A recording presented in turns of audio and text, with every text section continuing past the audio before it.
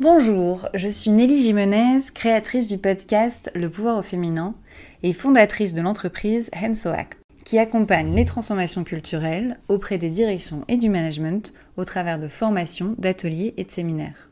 HensoAct vient de l'expression « And so what ?», qui signifie « et alors ?», avec l'idée de tenter des choses différentes, non conformes et de se lancer pour tester de nouvelles voies. Et ainsi, surtout, réussir à se transformer en continu. HensoWhat avec un H pour humain est devenu HensoAct, parce qu'agir c'est mettre les mains dans le cambouis pour faire bouger les choses et avancer. C'est avec cette intention que je me suis lancée dans la création de ce podcast pour ouvrir à des visions de management que nous entendons peu, puisque ce sont celles vécues par des femmes. Je ne pense pas qu'il y ait un management féminin ou masculin, mais que le regard que la société porte sur les femmes a une influence sur leur rapport au management. Je pense que le syndrome de l'imposture est une évidence, compte tenu du fait que les femmes n'ont, pendant longtemps, pas été attendues à ces postes. Et donc j'ai eu envie d'entendre des femmes qui se sentent à leur place dans des fonctions de direction, nous partager leur vision du management avec l'envie d'ouvrir à d'autres voies. Dans cette continuité, je m'associe à Elisabeth Chaudière et l'entreprise Equiwork dans le cadre de l'accompagnement des changements culturels liés à la loi Rexin, qui demandera à toutes les entreprises de plus de 1000 salariés d'avoir 30% de femmes membres de son CODIR à partir du 1er mars 2026. Cette loi amène à une parité, soit, mais nous pensons qu'il faut aller plus loin. Recruter des femmes, oui, les accompagner, pourquoi pas, mais notre conviction est que le management tel qu'il est pratiqué en entreprise doit changer pour réellement développer une culture où hommes et femmes sont pleinement légitimes à tous les niveaux de la hiérarchie. Si vous souhaitez approfondir le sujet, Elisabeth et moi-même organisons un webinaire en septembre. Vous pouvez nous suivre sur les réseaux pour en savoir plus, et d'ici là, je vous souhaite une très belle écoute de ce nouvel épisode. Je veille à beaucoup faire du feedback. C'est-à-dire que là, on est vraiment dans une logique où on crée beaucoup de nouvelles choses. Je sais que c'est exigeant intellectuellement pour les équipes. Et j'essaye de vraiment célébrer la production de contenu, la réalisation, le première fois chez un client. Je trouve que c'est important parce qu'au final, à mon échelle, ça me marque pas énormément. Mais si je me mets à leur place, c'est leur première fois. Donc évidemment que ça marque dans une carrière. L'action, c'est le pouvoir. C'est le pouvoir de changer les choses. On devrait avoir 57% de femmes dans les comités dirigeants. On est à 17%. On devient femme de pouvoir. Le pouvoir pour le pouvoir, c'est pas un but. C'est Madame la Présidente. Bonjour Aurélie. Bonjour Nelly. Merci d'avoir accepté de venir sur ce podcast. Rapidement, vous êtes passée du monde de l'événementiel, dans lequel vous êtes restée 9 ans, jusqu'à devenir DGA, donc directrice générale adjointe, à aujourd'hui au monde du conseil, spécialisée dans la diversité et l'inclusion, en tant que directrice générale d'équilibre du groupe Human & Work. Alors ça fait maintenant 12 ans que vous êtes à des postes de direction, avec un parcours fait de rencontres et d'opportunités inattendues, on en reparlera. Et vous êtes une personne passionnée qui s'investit à 200% dans ce que vous faites, ce qui n'est pas toujours évident lorsqu'il s'agit de manager. Vos choix de carrière, vous les avez faits par envie, en prenant en compte votre situation familiale, et c'est ce parcours que j'ai envie d'explorer avec vous. Alors du coup, moi j'aimerais bien savoir, qu'est-ce qui vous a donné envie de participer ? Merci de me recevoir. Il y a toujours ce petit moment de se dire mais pourquoi je suis là, pourquoi moi ? Donc voilà, je vais accueillir ce moment-là. Pourquoi j'ai accepté ? D'abord parce que je trouve que le pouvoir au féminin c'est un sujet qui est infini et que j'avais aussi envie d'apporter un peu de calme par rapport à ces questions-là, parce qu'on est beaucoup dans un monde d'antagonisme, donc on oppose souvent le pouvoir au féminin, au pouvoir au masculin, etc. Et puis en plus, qu'est-ce que le pouvoir au féminin ? On a autant finalement de caractéristiques du pouvoir au féminin que de femmes, donc j'avais envie un petit peu d'apporter ma pierre à l'édifice en expliquant qu'on pouvait finalement avoir une forme de pouvoir, et puis elle est évidemment toute relative en ce qui me concerne, mais surtout ne pas être dans l'opposition, mais plutôt dans une transmission d'enthousiasme et une transmission, en fait, c'est ce que vous disiez en introduction, un peu de passion, en fait, voilà. Parlez-nous de votre métier, c'est quoi votre passion ? Qu'est-ce qui vous passionne dans votre poste aujourd'hui ? Ce qui me passionne, c'est deux choses. D'abord, c'est le challenge intellectuel, parce que finalement, ce poste, je l'ai pris il y a pas si longtemps. Alors, ça fait longtemps que je suis au sein du groupe Human & Work, mais les sujets de diversité et inclusion, par exemple, c'est pas des sujets qui me travaillaient toute ma vie. Je me suis pas dit, petite fille, je voudrais œuvrer en matière de diversité et d'inclusion. Donc, c'est effectivement, c'est ce qu'on s'est dit, des choix de carrière. Donc, il y a quelque chose qui est très raisonné, mais il était impossible pour moi d'être que dans la raison. C'est-à-dire que ça ne fonctionne pas, c'est pas pérenne, je vais faire ça pendant 15 jours, puis après je vais passer à autre chose. Donc il fallait qu'il y ait vraiment un driver plus fort que des choix très cartésiens. Et donc il y avait ce challenge intellectuel d'aller découvrir finalement des sujets, d'aller découvrir des équipes, alors avec qui je collaborais dans le cadre de mon ancien poste, mais là on est vraiment sur du management direct, de proximité. Donc c'était s'approprier les sujets, apprivoiser les gens aussi, alors, et l'écosystème. À un moment donné, il a fallu que je pose une vision en tant que DG en disant OK, j'ai cette équipe de talents, j'ai un sujet qui est évidemment un sujet porteur d'actualité qui mobilise des énergies et de l'argent, puisque évidemment c'est aussi lié à un PNL, un business. Maintenant, quelle est la direction, quelle est la coloration que je veux donner à tout ça ? Et évidemment, donc ça, c'est cette partie très challenge intellectuel, c'est ça qui me plaît. Et puis, qui me plaît également, c'est l'environnement du conseil, c'est-à-dire de pouvoir s'approprier des contextes d'entreprise, des problématiques qui, évidemment, ont comme point commun la diversité et l'inclusion, mais qui s'abordent de manière totalement différente en fonction du degré de maturité de l'entreprise, de son ADN, de ses ambitions, de qui incarne ces sujets-là en interne. Et ça me passionne. Comment vous l'avez construite, votre vision ? Alors, collégialement. Enfin, on va dire, oui, plutôt collectivement. C'est-à-dire que peu de temps après avoir pris mon poste, j'ai organisé un séminaire d'équipe où j'ai réuni absolument tout le monde. Alors, on n'est pas une grande équipe non plus, on n'a pas rempli Bercy. Mais je leur ai dit, posez-moi déjà là où vous en êtes. Et en fait, il y avait un vrai enjeu sur équilibre à repositionner la marque et à élargir son champ d'action.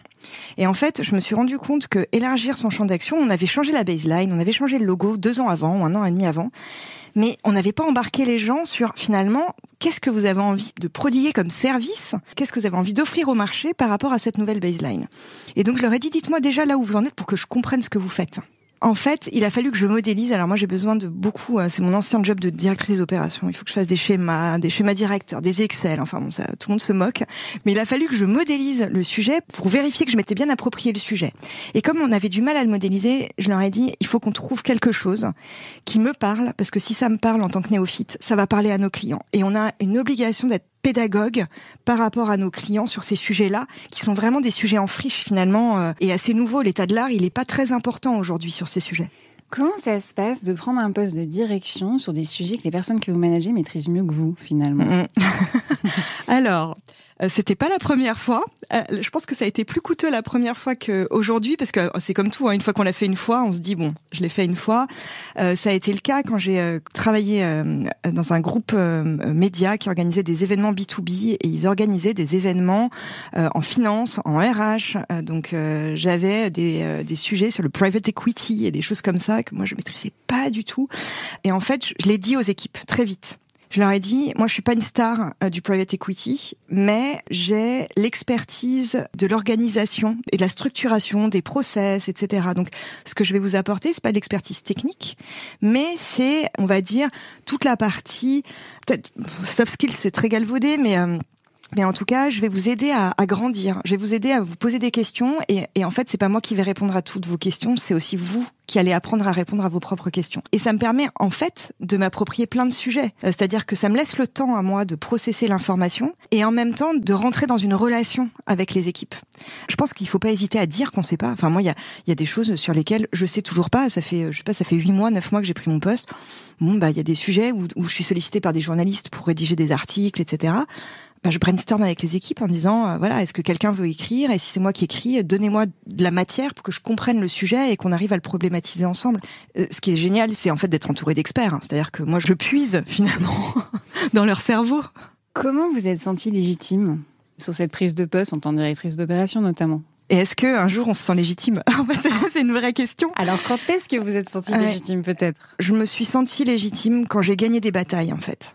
Des batailles qui vont vous paraître assez anecdotiques, puisque donc moi j'ai pris un poste de directrice d'opération, donc je ne connaissais quasiment rien aux opérations, si ce n'est l'opération consultant, c'est-à-dire comment est-ce que j'arrive à mobiliser des équipes de consultants pour qu'ils produisent du contenu, comment est-ce que j'arrive à passer à l'échelle de la production, etc. Bon, ok, ça très bien, mais en fait dans mon scope à la direction des opérations, il y avait l'IT.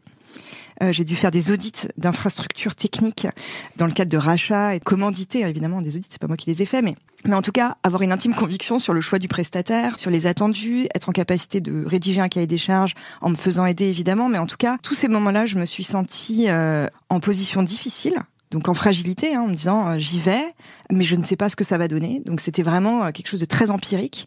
Et les fois où je me suis sentie légitime, c'était les fois où on passait des caps. C'est-à-dire, on a réussi à migrer sur un outil, on a fait des migrations d'hébergeurs de données de santé. Enfin bon, bref, je vous passe les trucs pas très glamour, mais en fait, justement, c'était des trucs pas glamour, qui étaient pas du tout dans mon scope. Et à partir du moment où je cochais cette case, je me disais je suis un petit peu plus légitime pour être directrice des opérations. Voilà. Mais je pense que c'est dangereux de se sentir très légitime, parce que je m'endors, sinon, ou je m'ennuie. Donc il faut quand même toujours que j'ai un point d'insécurité qui me challenge, en fait. Qu'est-ce qui a fait que vous avez pris ce poste sans vous sentir légitime, du coup ? Alors, j'avais très envie d'être directrice des opérations sur le petit scope que je connaissais. Ce qui a un peu changé la donne, c'est finalement, on a créé ce poste from scratch. Le poste, en fait, on l'a dessiné en fonction de moi, quand même. Faut être assez lucide, donc de mes compétences, en fait. Il y a des choses probablement qu'on m'a pas données tout de suite parce qu'on savait que j'en étais pas capable. Mais après, il y a eu un principe d'urgence avec le Covid, etc., de prendre en charge des sujets. Et la direction des opérations, c'était un peu le lieu naturel pour les accueillir, ces sujets. Donc, la légitimité, au début, elle n'a pas été trop challengée parce que c'était petit périmètre. Donc, c'était d'abord une entité, puis ensuite, c'était toutes les entités France, puis après, c'était toutes les marques du groupe, dans tous les pays du groupe. Donc, déjà, il y a eu quelque chose d'assez progressif qui était confortable pour moi. Dès que j'avais un point d'appui, je pouvais passer à l'étape d'après. Mais aussi, il y a eu, effectivement...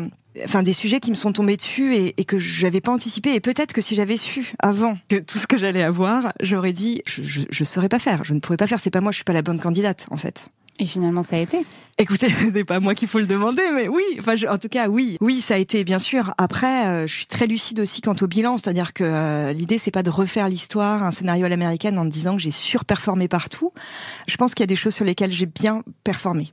Et puis de toute façon, je pense que le bon indicateur, c'est le plaisir qu'on y prend. Donc à partir du moment où je me suis dit ah ouais, ça c'est génial.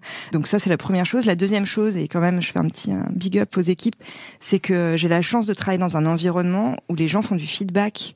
Et j'ai eu des moments assez émouvants de feedback qui marquent quand même finalement une carrière. Vous avez eu quoi comme feedback ? Pendant le Covid, j'ai eu toute une équipe qui a changé son fond d'écran en mettant I love my idéo. Et donc quand je me suis connectée en réunion, je l'ai même pas vu en fait tout de suite. J'étais tellement dans l'opérationnel de alors on est tous réunis, on va se parler.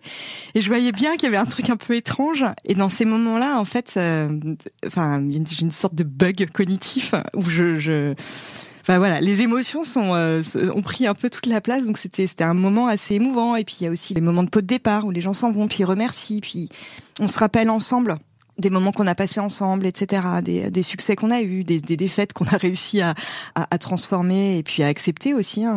Donc voilà, c'est un peu ces moments-là qui me nourrissent et puis qui font que je continue en fait. Donc peut-être que j'ai réussi, mais j'ai pas tout réussi. Voilà, juste pour reprendre le point. Voilà, il y a des trucs, je serai jamais une star en IT. C'est dit, c'est posé là. Voilà quoi. Vous disiez que le poste a été créé pour vous. Ouais. Comment ça s'est passé en fait ? Comment ça a été construit ? Avec qui ? Alors, le poste a été créé pour moi parce que il y a eu une jolie conjonction d'événements. Okay. Donc à l'époque, moi j'étais responsable du développement sur une entité du groupe. Et on a remporté un très gros contrat qui a impliqué en fait un passage à l'échelle, mais c'était même pas x2, en fait, c'était bien plus. Et heureusement que sur le moment, on n'a pas trop vu la vague parce que pareil, on n'y serait pas allé. Et j'ai commencé à avoir une double casquette, c'est-à-dire la partie commerciale de suivi évidemment de clients, puisque c'était un très très gros client, mais aussi à projeter la mise en fait en production de cette mission, qui avait plein en fait de ramifications. Il y avait des besoins technologiques, il y avait des besoins people, il y avait des besoins de coordination, etc. Et donc j'ai commencé finalement à prendre ce poste un peu malgré moi. Et comme j'ai des envies de bouger régulières, on va dire, voilà, il y a eu un moment où je me suis dit en fait, moi j'ai envie de faire que ça, parce qu'en fait, et puis c'est là où je me sens bonne. En fait, c'est là où j'ai l'impression que le cabinet marque des points. C'est là où j'arrive à fédérer des équipes sur des gros projets sans refus d'obstacles. Donc, en fait, on sera dans un truc un peu gagnant-gagnant. J'ai pris mon courage à 12 mains. Puis je suis allée voir mon président en lui disant, voilà, je pense qu'on est arrivé au moment où il y a d'autres cabinets qui ont des directeurs ou des directrices d'opérations qui sont de taille comparable, sur activités comparables. Je pense que nous, on arrive à un niveau de maturité et compte tenu de ce projet qui me semble intéressant si on veut continuer finalement à grandir sur ces projets. Et ça s'est fait comme ça. Ça a pris combien de temps pour prendre votre courage à 12 mains ? J'ai été chassée pour un poste similaire, mais dans un environnement qui me plaisait pas trop. dans lequel j'aurais été plus légitime, mais qui me faisait pas rêver à ce moment-là de l'aventure. Et puis j'avais en plus l'impression d'être, au début d'une aventure avec le groupe Human & Work, donc pas spécialement envie de partir.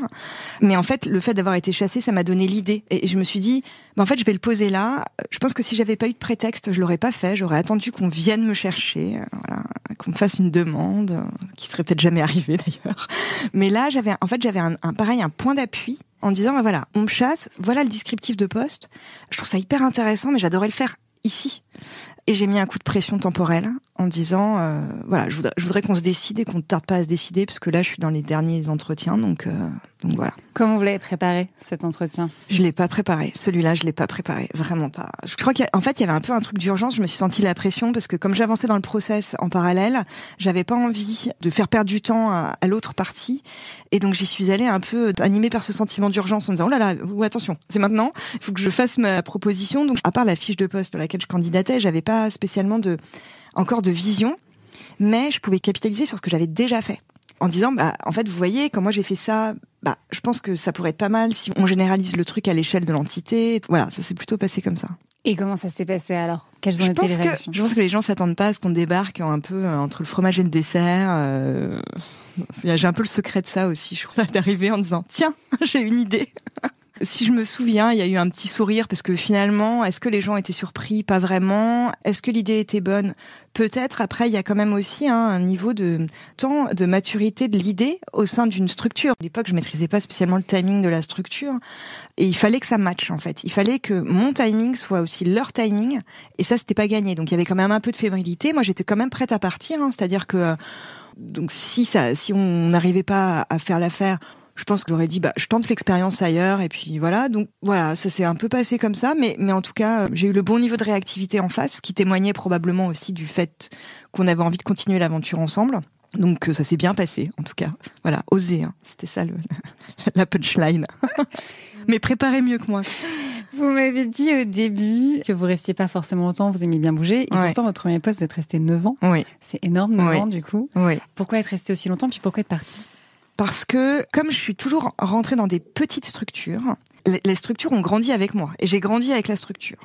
Donc ça veut dire, quand on rejoint une boîte qui a 10 personnes, quand elle compte plus une marque, mais 3 marques, la nature de notre job évolue. Donc j'ai pas eu l'impression de faire 9 ans sur un point fixe, à faire exactement la même chose tout le temps. Donc ça, c'est la première chose qui peut conduire un petit peu à ça. J'ai évolué dans un environnement plutôt international. J'avais l'occasion de parler anglais, italien. Donc il y avait ce petit contexte international à l'échelle d'une petite structure qui finalement m'allait bien. Ça, c'est la première chose. La deuxième chose, c'est que je pense que j'aurais pu partir avant, mais que je me suis retrouvée maman solo. Et que la grande leçon finalement que j'ai retirée de ces années-là, c'est que c'est vraiment le conseil que je prodigue à tous mes amis, c'est qu'on peut pas bouger tous ces points de sécurité. Quand on est en fragilité ou en instabilité sur un point, il faut absolument verrouiller les autres.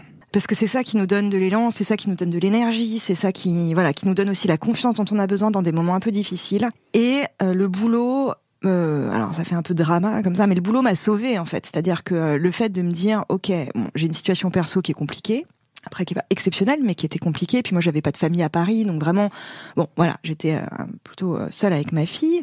Il faut que j'arrive à continuer à trouver du plaisir et de l'énergie dans mon travail. Donc ça, c'est la deuxième chose. En contrepartie aussi, j'ai quand même eu la chance d'avoir un patron que je salue, qui est cher à mon cœur, qui a quand même été très conciliant à l'époque où on se dit, il y a pas de télétravail, il y a rien du tout.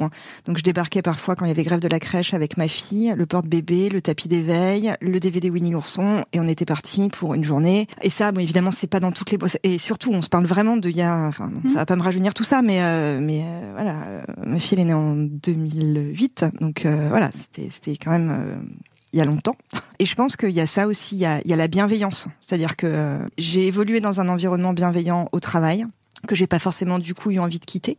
Mais il y avait évidemment l'envie de voir autre chose, de savoir ce que je valais. En fait, il y a un vrai sujet de valeur, c'est-à-dire que quand on a fait 9 ans dans la même boîte, qui est ma première boîte, j'ai fait mon année césure, voilà, grande histoire d'amour avec cette boîte. À un moment, on voit donc ses collègues, on voit ses amis évoluer, et on se dit mais moi je vaux quoi en fait ? Est-ce que je suis en capacité de gérer du changement, de la nouveauté ?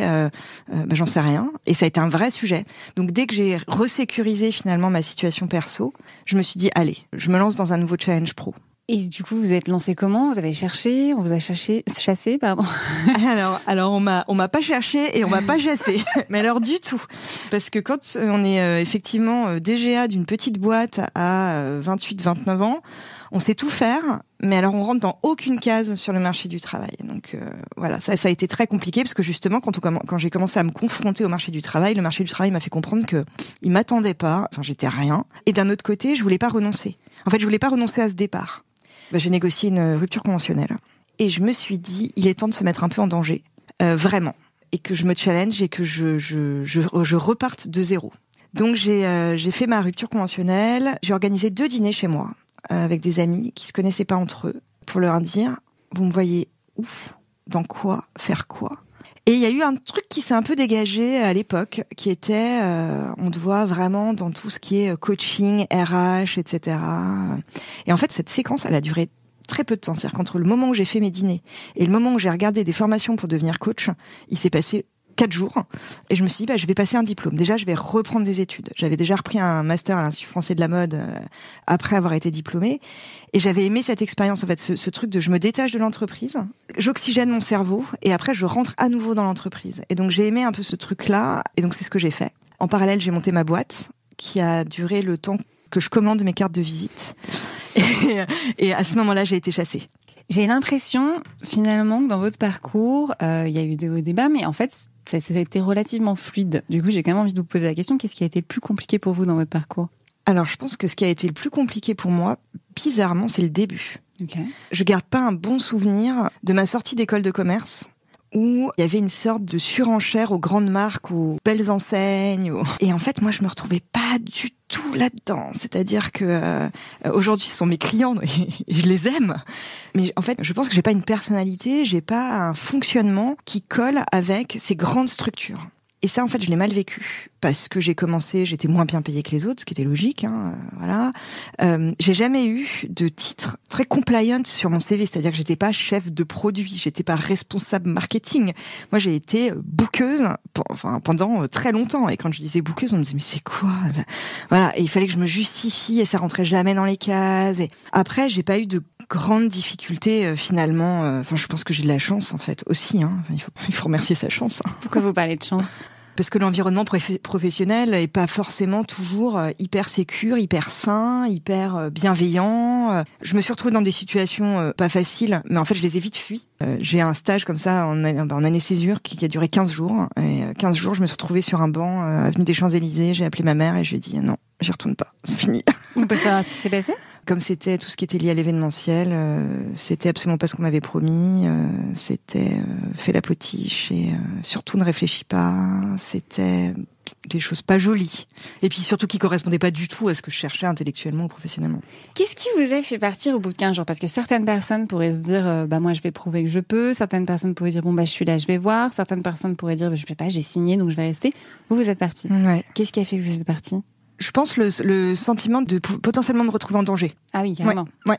Je pense que c'était ça. Alors après, c'était pas le cas, mais il y avait quelque chose de pas sain. Et en fait, pour la petite histoire, je suis partie, je me suis retrouvée sur ce banc. J'ai d'abord appelé ma mère, et puis ensuite j'ai appelé donc mon ancien patron, chez qui j'avais fait 6 mois de césure, et qui m'a dit viens lundi. Tu recommences lundi. Donc en fait, j'ai eu genre 2 jours de break. Et puis c'était reparti. Et comment ça s'est passé, l'annonce de votre départ chez qui vous êtes resté 15 jours ? J'ai envoyé un texto, j'ai ni réclamé mes tickets restaurants qui m'étaient dus, ni rien du tout. Et j'ai dit, c'est pas possible. Je pense que j'étais une parmi un grand nombre de stagiaires et que ça n'a absolument pas traumatisé qui que ce soit. Vous diriez quoi à la personne que vous étiez au début, aujourd'hui, avec le parcours ? Je pense que j'aurais dit, respecte-toi, quoi. Respecte-toi. Je pense que c'est compliqué d'avoir une confiance en soi à 22 ans, 23 ans, en fait. On est encore jeune, je pense. J'étais totalement fragile à 23 ans, en fait. Alors, je vois ma fille à 14 ans, elle a l'air beaucoup plus solide que moi, tant mieux pour elle. Mais à 23 ans, je me sentais pas du tout légitime. Alors, évidemment pas. Je me sentais dénuée d'intérêt, en fait. Donc, je pense qu'il y a quelque chose à voir avec la confiance en soi, le respect de soi. Je pense que c'est ce que je me dirais. Je vous ai demandé tout à l'heure quand est-ce que vous êtes senti légitime. Vous avez dit si un jour on se sent légitime. Vous en êtes où vis-à-vis de la légitimité aujourd'hui ? Alors c'est bizarre parce que en tant que DG, quand j'ai été nommée DG, j'ai vu que le regard des gens avait changé. Le titre, en fait, produit un effet sur les gens. C'est-à-dire que j'ai l'impression d'avoir géré des choses beaucoup plus complexes en tant que DO pendant 3 ans, mais comme on se disait, parce que Covid, digitalisation, acquisition, etc. Enfin voilà, charge de travail plus. Aujourd'hui, j'ai l'impression d'avoir plus d'air, plus de bande passante de cerveau disponible, etc. Et en même temps, à chaque fois que je croise quelqu'un, on me dit « ça va, depuis que t'es DG, t'as pas trop de boulot ?» Et alors, je prends un malin plaisir à dire, moins que quand j'étais DO. Et donc, je pense que la légitimité, elle s'acquiert, pour moi, elle s'acquiert avec l'ancienneté, avec la bonne connaissance des sujets et des équipes. Donc ça, c'est la première chose. La deuxième chose, c'est qu'effectivement, je me sens plus légitime dans le sens où il y a des décisions, comme on se disait, ou des réflexions qu'on mène collégialement. Et l'esprit d'équipe et le brainstorm, c'est vraiment génial. Mais il y a aussi des décisions que j'assume seule. Et je suis hyper OK avec ça. Alors seule, avec mon comex, évidemment. Voilà, mais en fait, je suis OK avec ça parce qu'au final, je pense qu'il y a aussi un besoin pour les collaborateurs et les collaboratrices d'être rassurés par quelqu'un qui sait, ou en tout cas qui pense savoir où il ou elle va. C'est-à-dire que moi, je fais la comparaison avec justement les anciens patrons que j'ai eus. C'était des gens qui savaient où ils allaient. Mon patron, mon président aujourd'hui, il sait où il va. Donc en fait, le fait d'avoir quelqu'un qui embarque, je pense que ça donne de la force, ça donne de la confiance, ça donne de la sérénité aussi. Et peut-être que finalement, ce poste de DG, c'est ça que je voulais y mettre. Je voulais pouvoir apporter de la sérénité et de l'enthousiasme aux équipes. Parce que finalement, comme j'ai pas l'expertise technique. C'est intéressant de dire finalement je bosse moins que quand j'étais DO. Ouais. C'est relativement rare. Normalement, quand on arrive en DG, alors je dis pas qu'on bosse plus, mais on dit qu'on bosse plus en tout cas. Quelle est la réaction des gens en face quand vous dites ça ? Bon, comme j'ai peu vu des gens pendant 3 ans, je pense qu'ils se disent tant mieux, parce que comme ça, on va pouvoir te revoir en soirée. Donc, je pense qu'il y avait de toute façon la période, le contexte qui visait que il y a des gens qui sont retrouvés en sous-charge, d'autres en surcharge. Bon, moi, j'ai fait partie de cette deuxième catégorie et j'étais pas de seule dans ma boîte, évidemment, loin s'en faut. Je pense que j'ai de toute façon toujours un peu un côté provoquant. Je pense que les gens sont pas surpris quand je dis non, je bosse moins. Et effectivement, il y a peut-être des gens qui bossent pareil moins que moi, mais qui n'osent pas le dire. Moi, j'ai pas de problème à dire que je bosse moins, sachant que ça veut pas dire que je ne bosse pas, mais ça veut dire juste que je bosse moins. Donc, je bosse pas le week-end. Je pense avoir trouvé une forme d'équilibre entre vie pro, vie perso. Et ça, c'est précieux. Ça sert le fait que je pense que je suis plus efficace aussi au travail quand j'ai le temps de profiter de mes enfants ou d'avoir du temps pour moi. Voilà. Alors c'est moi qui vais être un peu provoque du coup. Allez. Très souvent dans les entreprises, j'entends oui, de toute façon, les chefs, qu'est-ce qu'ils font, les managers, qu'est-ce qu'ils font, et vous assumez, vous dites, je bosse moins. Vous avez pas dit que vous faisiez rien, mais vous bossez moins. Bien sûr, ouais. Comment est-ce que vous faites par rapport à vos équipes pour bien faire comprendre qui fait quoi, ou en tout cas pour bien montrer que vous faites ça, eux, ils font ça? Alors déjà, il y a, je pense, une disponibilité qu'il faut avoir. C'est-à-dire que, évidemment, que quand je me lève le matin, jamais je me dis je vais faire un 9h-18h ou un 9h-20h. En fait, je ne me dis pas ça. Je me dis on verra ce que la journée va m'apporter comme lot de décisions à prendre, coups de main à filer, en sachant que on est, comme je disais, une petite équipe. Donc, je veux dire, on est vraiment très en proximité. Ce que j'essaye de faire, j'y arrive pas toujours, mais c'est de montrer ma disponibilité d'esprit et le fait que on peut réfléchir ensemble à des sujets. Je suis pas mal en process de validation parce que comme on repositionne l'offre, on a beaucoup de discussions sur comment est-ce qu'on rédige ce qu'on a envie de dire, comment est-ce qu'on accompagne un client sur une problématique nouvelle pour nous. Donc il y a vraiment beaucoup de temps d'échange.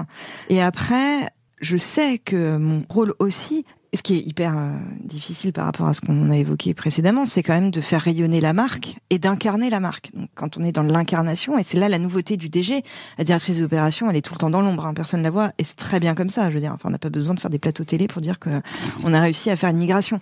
En tant que DG, c'est pas la même chose. En tant que DG, c'est des prises de parole. Encore une fois, c'est des intimes convictions.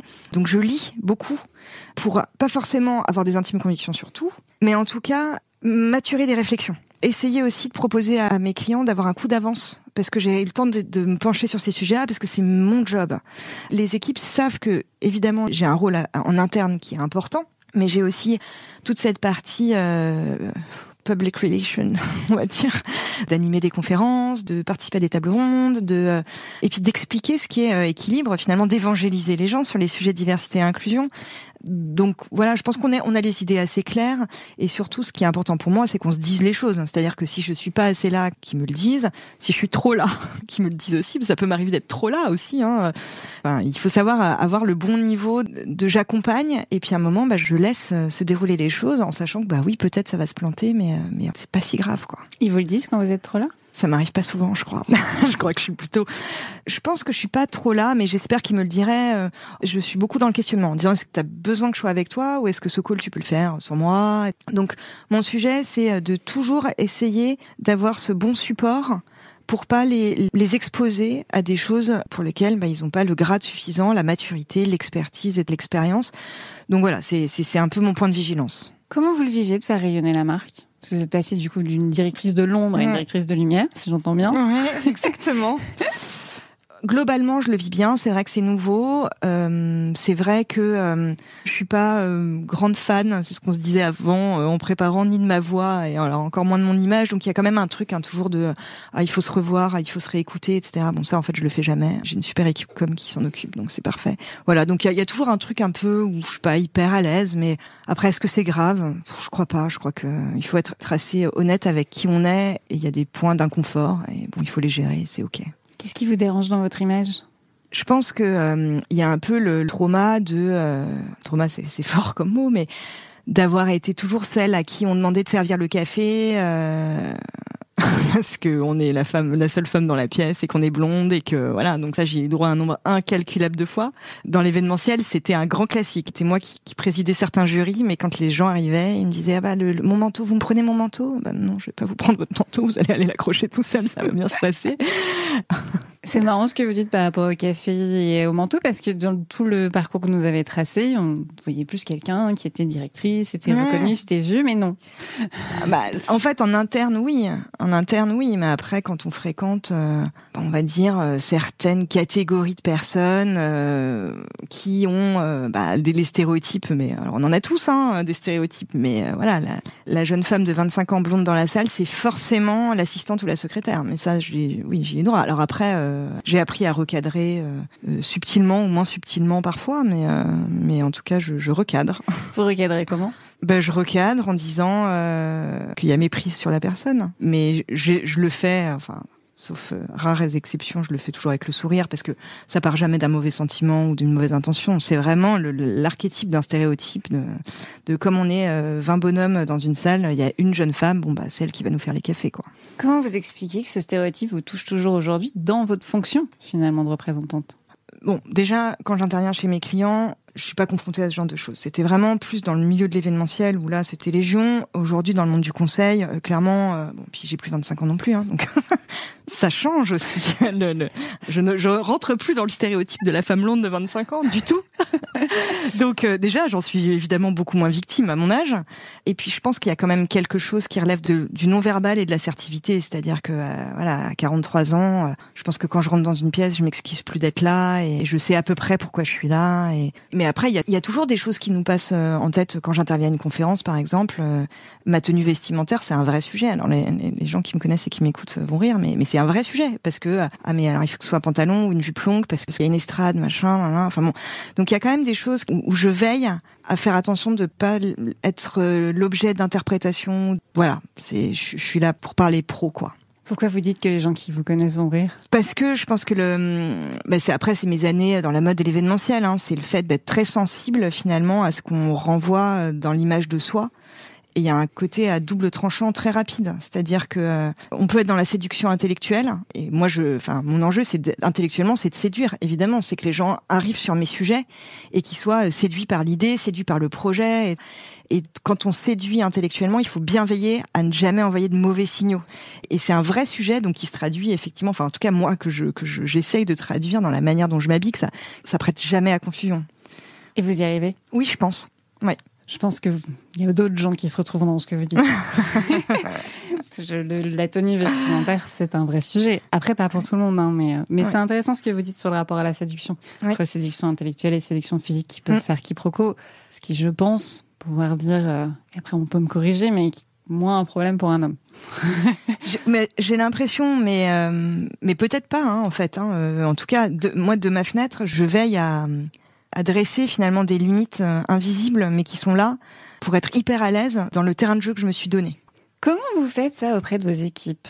Je vais vous poser la question par rapport à une expérience personnelle pour le coup. Moi aussi, j'ai été consultante, j'ai accompagné des consultants et je me suis retrouvée face à une situation où il y avait un client qui était limite, c'est-à-dire pas assez pour le recadrer, mais assez pour que ça mette mal à l'aise. Moi, comme vous, ça faisait un moment, donc ça recadrait assez facilement. Mais par rapport aux consultantes, j'ai pas trop su quoi leur dire en fait. Pourtant, elles se disent, on peut pas dire que ce soit les vêtements, même si ça devrait jamais l'être. Je le précise. On est d'accord. Mais voilà. Du coup, comment vous faites par rapport aux consultantes ou même aux consultants s'il y a des problèmes? Parce que c'est pas quelque chose dans le travail qu'on parle facilement. Non. J'ai eu la chance de pas avoir eu la chance, je sais pas, parce que en fait, de situations qui me soient remontées. Donc évidemment, ça veut pas dire qu'elles n'ont jamais existé, et ça, on se doute bien, parce que statistiquement, on sait qu'elles existent. Alors, j'ai pas d'exemple concret. En revanche, ce que je ferais, je pense, c'est qu'on le travaillerait un peu, c'est-à-dire ce feedback de, en fait, quand vous me dites ça, voilà ce que ça produit chez moi, ça me met mal à l'aise. Je suis pas là pour ça. En fait, je pense que c'est important de pouvoir aussi les aider à développer ce niveau d'assertivité. Parce que si on arrive tout de suite, ma tentation, évidemment, ça serait d'appeler mon client et lui dire tu touches pas à ma consultante, etc. Évidemment. Mais sauf que on n'est pas toujours là. Et que si je revois, moi, les situations dans lesquelles je me suis sentie vraiment mal à l'aise, en fait, j'aurais aimé qu'on m'apprenne ça et qu'on m'autorise, en fait, que quelqu'un me dise, tu sais, tu es autorisé à dire que c'est pas OK, à le verbaliser. Et comment est-ce que tu le verbaliserais? Et je pense qu'on ferait une sorte un peu de jeu de rôle en équipe. OK, on va tous s'entraîner à exprimer un malaise pour pouvoir recadrer un client quand les propos qu'il émet sont pas appropriés ou malaisants, ou voilà. Oui, donc comme moi, vous travaillerez avec la consultante, c'est ça? On peut pas faire de retour au client. Alors c'était intéressant dans l'échange que j'avais eu, puisque j'avais un de mes directeurs qui était là et il était très énervé. Je dis, oui, mais en même temps, c'est à toi de faire le rôle à la limite, de discuter entre hommes. Mais c'est vrai que nous, à notre niveau, comme vous auriez fait, travailler avec la consultante. En fait. Alors, je pense que ça dépend du niveau de gravité. Oui, évidemment, on n'était pas sur un niveau de gravité pénale. Évidemment que, quand ça touche à des choses très, là, c'est un no-go tout de suite. Et puis, en fait, ça rend service aussi à l'autre. Enfin, je veux dire, c'est pas pour le dédouaner de son comportement stupide, mais en fait, si on fait pas de feedback, la personne peut pas s'adapter. En fait, elle peut pas changer. Enfin, ça nous fait une double responsabilité. Je sais que c'est pas Jojo, mais en même temps, c'est quand même un principe de réalité. Si on dit jamais rien, c'est sûr que l'autre, il reçoit pas des messages qui lui font dire ah mince, là j'ai été trop loin, ou là en fait je peux dire ça à une de mes amies parce qu'on se connaît depuis 25 ans, elle sait que je pense pas mal mais pas à ma collègue. Enfin oui, je pense que j'accompagnerais. Je vous ai pas posé la question de votre vision du pouvoir finalement. En fait, dans le mot pouvoir, il y a quand même quelque chose d'assez je trouve d'assez brutal quelque part. Voilà, quand on parle de pouvoir au féminin, en fait, je pense que c'est surtout une existence, c'est-à-dire c'est pouvoir exister, être soi, être valorisé et récompensé à sa juste valeur. Et pour moi, pouvoir, en fait, ça implique tout de suite pouvoir, contre-pouvoir, etc. Alors, ce que je disais un peu en introduction, c'est beaucoup d'antagonisme. Là où j'aurais envie de dire peut-être influence ou inspiration, ou même, et tout de suite, je vais penser à rôle modèle, c'est-à-dire vraiment être plus dans l'inspiration. Et finalement, le pouvoir, est-ce qu'on a besoin toujours d'exercer un pouvoir ? J'en sais rien. Franchement, j'ai pas la réponse à cette question. C'est-à-dire, est-ce que l'objectif parfois, c'est de ne pas exercer de pouvoir, mais de mettre en lumière ceux des autres, parce que c'est leur moment, parce que c'est le moment où ils doivent être, dans les starting blocks pour prendre un job, moi je suis ok pour parfois être plus en lead et comme on se dit en ce moment-là, plus dans la lumière. Mais je suis aussi ok pour avoir des moments où je le suis pas et où ce sont les autres qui prennent le lead, etc. Donc je pense que le pouvoir, pour moi, c'est en tout cas de se sentir autorisé à faire, autorisé à entreprendre, autorisé à oser. C'est finalement un juste niveau de confiance en soi qui, finalement, nous libère de l'autocensure et tout ça, complexe, syndrome de l'imposteur, and so on, and so on. Je voudrais revenir à ce que vous avez dit sur le rapport de séduction, sur séduction intellectuelle versus physique, le problème de vêtements. Vous en pensez quoi du pouvoir de séduction ? Je pense que, en fait, comme tout pouvoir, il est très relatif. Ok. Je pense qu'on plaît à quelqu'un et à l'inverse, on déplaît à quelqu'un.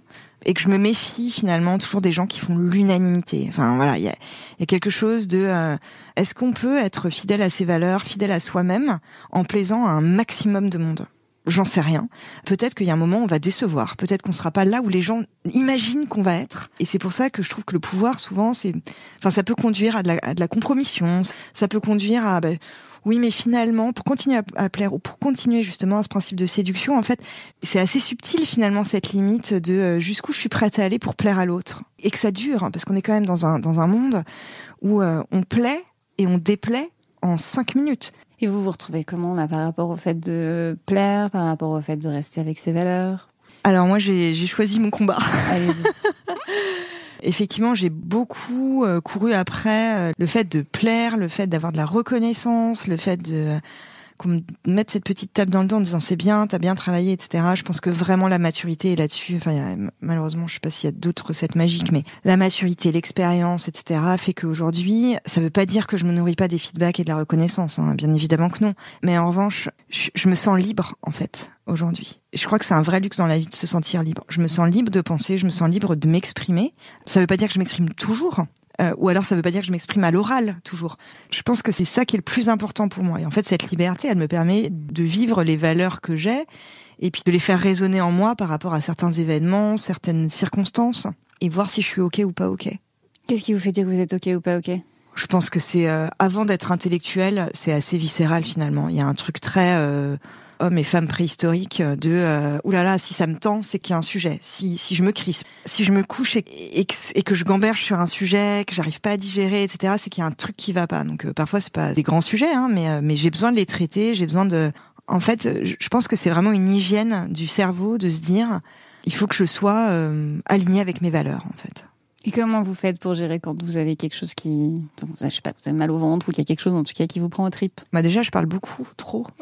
Je suis une super grande bavarde, donc j'ai besoin de. Franchement, je crois que j'ai besoin de le dire. Alors après, je choisis à qui je le dis, évidemment. Hein. Ça peut être mon entourage personnel, ça peut être si ça me semble pertinent mon entourage pro.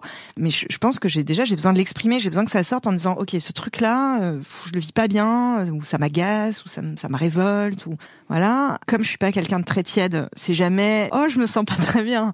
C'est oh là là, c'est la catastrophe. Il n'y a pas de demi-mesure. Mais je pense que j'ai besoin de le dire. Et puis surtout, après, je suis pas du tout dans l'optique piquet de grève. J'arrête tout, je lève les mains du clavier, etc. C'est ok, ça me va pas. Donc qu'est-ce que je contre-propose ? Comment est-ce que je peux faire en sorte que les choses fonctionnent à nouveau ? Quel feedback je fais à la personne si c'est en rapport avec une relation ? Je vais très vite aller vers la solution, parce que évidemment que c'est une partie de mon job, c'est de trouver des solutions à des problèmes qui sont soit posés auprès de mes consultants, soit auprès de mes clients, etc. Mais donc il y a quand même un truc très orienté solution. Donc voilà, je vais être assez vite dans le passage à l'action. Dans ce que vous dites, il y a quelque chose où il y a beaucoup de paroles, il y a beaucoup de relationnel. Vous êtes assez ouverte, assez libre, assez cash. Vous l'avez pas dit cash, ça vient de moi, mais j'ai cru comprendre qu'il y avait ça. Oui, c'est ça. Comment ça se passe avec vos équipes en termes de posture ? Alors, bon, assez horizontal, déjà, parce qu'on va pas se rajouter beaucoup d'hiérarchie dans une petite équipe. Enfin, je trouve que c'est très artificiel et franchement, ça n'a pas grand intérêt. Je suis assez cash avec mes équipes aussi, mais vraiment, je veille à beaucoup faire du feedback. C'est-à-dire que là, on est vraiment dans une logique où on crée beaucoup de nouvelles choses. Je sais que c'est exigeant intellectuellement pour les équipes. Et j'essaye de vraiment célébrer la production de contenu, la réalisation, la première fois chez un client. Je trouve que c'est important parce qu'au final, à mon échelle, ça me marque pas énormément. Mais si je me mets à leur place, c'est leur première fois. Donc évidemment que ça marque dans une carrière. Et je trouve ça chouette de célébrer ça. Et après... Bon, déjà, j'ai la chance d'être avec des gens qui sont quand même vraiment brillants, donc on n'a pas de point de crispation important jusqu'à présent. Il y en aura peut-être, hein, et sans doute, mais j'ai pas eu à être dans le dur finalement, dans du management un peu, je sais pas, recadrant ou coercitif. Mon enjeu, plus à titre perso, c'est de mettre un bon niveau d'exigence. Et ça, j'en ai parlé avec mon président qui me dit « Tu te dois d'être exigeante ». Et c'est vrai que moi, je suis très exigeante avec moi-même, mais j'applique de tels filtres pour pas imposer ce niveau d'exigence-là à mes équipes, parce que ça me pollue beaucoup, finalement, que peut-être qu'en appliquant plein de filtres, je le suis pas assez en point de sortie. C'est un peu paradoxal, cette histoire, mais je crois que c'est vrai. Donc, moi, mon développement, là, ce que j'essaye de travailler en ce moment, c'est d'être en capacité de formuler des niveaux d'exigence sans que je mette derrière tout un tas de pression, enfin, que je fantasme, que je mets un tas de pression sur les équipes. Voilà, qu'en fait, formuler une exigence, c'est OK, parce que, en fait, c'est une exigence qui va être accompagnée, qui va être timée, qui va être, voilà. Et souvent, je me retiens d'être trop exigeante parce que j'ai du mal à positionner le curseur, en fait. J'ai la sensation que vous avez peur de votre exigence. Je sais qu'elle est coûteuse pour moi, très coûteuse, c'est sûr. Donc j'essaye en fait que ce soit une exigence qui soit constructive, en fait qui soit aidante. D'abord parce que ça aide à progresser et que les gens qui font le choix de nous rejoindre dans notre cabinet, c'est des consultants qui ont envie de progresser et de faire carrière dans le conseil. Donc c'est qu'est-ce que je peux leur apporter qui va les nourrir, qui va les aider. mais sans être dans quelque chose de contre-productif, qui soit de la pression pour la pression, parce que c'est moi la chef, et donc comme je suis la chef, c'est moi qui mets la pression. En fait, je trouve que ça n'est pas très constructif, ça. Voilà. Comment vous calibrez une exigence constructive ? Déjà, je la factualise. J'essaie de la factualiser au maximum. Ça peut être n'importe quoi, hein. Par exemple, avant d'arriver, fixer un objectif de personnes qui suivent la page sur LinkedIn d'équilibre. Voilà, je factualise un nombre, et puis ensuite, je leur dis, n'oubliez pas d'ajouter. Donc, je leur donne un objectif et puis je leur donne aussi un peu les clés. Vous vous rappelez, on en a parlé en réunion d'équipe. Voilà ce que vous avez à votre portée. N'hésitez pas à demander de l'aide, etc. Donc, en fait, j'essaye à chaque fois que je mets une exigence de construire aussi un écosystème qui serve l'exigence. Pourquoi vous vous sentez obligé de le rappeler ? C'est une bonne question. Pourquoi est-ce que je me sens obligée de le rappeler ? Encore une fois, parce que en fait, le job de consultant, c'est beaucoup d'injonctions. En fait, il y a les injonctions clients, il y a les injonctions internes, il y a des sujets différents. Il y a un jour, on est en formation à Clermont-Ferrand, l'autre jour, enfin voilà. Donc, à un moment, il faut aussi se dire que une demande plus une demande plus une demande, à la fin de la journée, ça fait beaucoup de demandes. Et je pense que c'est important que on ait la lucidité pour hiérarchiser l'importance des demandes qui leur sont faites. Et évidemment, ça prend aussi avec l'expérience. Quand on est junior, on prend tout à peu près ISO et on se dit oh là là, mon Dieu, les followers LinkedIn en même temps que mon support de formation, etc. Bon, voilà. Évidemment que quand on prend un peu de bouteille, on arrive à faire le tri, à hiérarchiser. Mais je pense que c'est aussi pour ça, c'est que je leur dis, il faut qu'on y aille. Il y a toujours cette obligation que j'ai de les embarquer dans un projet avec des ambitions qui sont importantes. Hein. Je veux dire, on a des objectifs de chiffre d'affaires qui sont importants, etc. Donc ça, il faut pas. Enfin, c'est mon job de le garder en tête, mais en même temps que ça produise pas l'effet inverse de découragement, de grand découragement, de se dire oh non mais là c'est trop, là elle en demande trop, elle est pénible. Donc voilà, c'est ce juste dosage. Comment vous gérez votre charge mentale professionnelle ? Ça c'est une vraie question. Comment je la gère ? Je la gère mal. Ok. Voilà. Déjà, on l'a posé. Je la gère mal parce qu'en fait, j'ai quand même beaucoup de sollicitations diverses et variées qui arrivent à n'importe quel moment de la journée. Donc, imaginez bien la gérer. Je pense que c'est un peu utopique. Et puis, c'est un peu le job qui veut ça. Donc, bon, voilà. En fait, je ne sais pas si je la gère mal dans le sens où c'est pas une charge pesante pour moi. Parfois, j'ai des trous de mémoire, très clairement. Je vois qu'il y en a trop. La discussion d'il y a 3 semaines, je l'ai zappée. Voilà. Il y a aussi j'ai un énorme défaut aussi, et ça doit crisper tout le monde, c'est que je fais plein de trucs en même temps. Donc on me parle, je rédige là un brouillon de mail, un truc, parce que justement je me dis oh là là, il faut pas que j'oublie que tel machin. Non. Ça, je pense que c'est très crispant. Donc j'essaye à un moment d'arrêter de faire 12 trucs en même temps. Mais ça, je pense que c'est le projet d'une vie, enfin de ma vie, de mieux gérer ma charge mentale. Parce que ma charge de travail, effectivement, c'est ce qu'on s'est dit, elle est gérée, enfin elle est sous contrôle. En revanche, effectivement, ce qu'on n'estime pas, c'est la charge de travail. C'est la première pensée qui nous réveille le samedi à 7h30. C'est ce à quoi on réfléchit quand on regarde son fils jouer au tennis. C'est des trucs comme ça. Mais en même temps, je pense qu'on en est tous là. Hein. Mais je suis pas très exemplaire et je me garderais bien de donner des conseils à quiconque là-dessus. Mais preneuse de ceux des autres. Très bien. Juste, je vais revenir un peu sur votre métier, quand même. Okay. Spécifiquement. Très bien. Alors, vous êtes dans un métier qui accompagne l'inclusion, la diversité. Mm-hmm. J'ai une question un peu provoque. Pensez-vous que le fait que vous soyez une femme joue pour avoir un poste sur l'inclusivité et la diversité ? Alors, dans mon environnement, pas forcément, parce que... alors, après, il y a diversité et inclusion. C'est-à-dire que si on prend diversité et inclusion au sens large, pas vraiment. Okay. Pourquoi ? Parce que il y a, et c'est tant mieux, des gens qui se sont saisis du sujet, qui sont issus des minorités plutôt, on va dire, origine sociale, en matière d'origine sociale. Il y a des personnes en situation de handicap qui ont monté des choses sur la diversité et l'inclusion. Il y a beaucoup de personnes aussi sur les réseaux LGBT qui ont commencé à créer des choses. Donc, bon, je ne suis entre guillemets qu'une femme hétérosexuelle assez classique finalement, blanche. Donc oui ou pas, je suis pas sûre, non. Dans le milieu de la diversité et l'inclusion, moi j'ai quand même vu qu'il y a quand même beaucoup de femmes noires d'ailleurs aussi, qui finalement ont plusieurs casquettes entre guillemets de diversité malheureusement. Ouais. Par contre, j'ai très peu vu d'hommes blancs dans la diversité et l'inclusion. Oui, il y en a pas énormément. Après, enfin, c'est pas si étonnant que ça, dans le sens où ces sujets, c'est quand même un peu des sujets de passion. C'est ce que je dis à mes clients. C'est-à-dire que l'avantage que j'ai, à mon avis, ça va paraître aussi un peu paradoxal ce que je vais dire, c'est que je ne suis pas passionnée des sujets en tant que telle. Je suis intéressée intellectuellement par les sujets, mais je suis pas passionnée. J'ai pas ma propre cause à défendre. Mm-hmm. D'accord ? Enfin, si, on va dire la cause féminine, mais bon... Il y a vraiment des gens qui ont souffert bien plus que moi de ma condition de femme, hein, donc on va pas se plaindre. Donc ça veut dire que les sujets, je les aborde de la même manière que j'ai abordé la prévention du risque psychosocial. C'est-à-dire quels sont les facteurs de protection, quels sont les facteurs de risque, quelles sont les causes organisationnelles, quels sont ce qui relève des causes individuelles. Donc je vais avoir une approche finalement assez froide, assez distanciée de ce sujet, mais qui finalement aussi ne prête pas le flanc à la critique. Parce que souvent, en tout cas ça pourrait arriver, on pourrait avoir ce truc de là, mais vous êtes des militantes, vous êtes des fémènes, je sais pas quoi, voilà.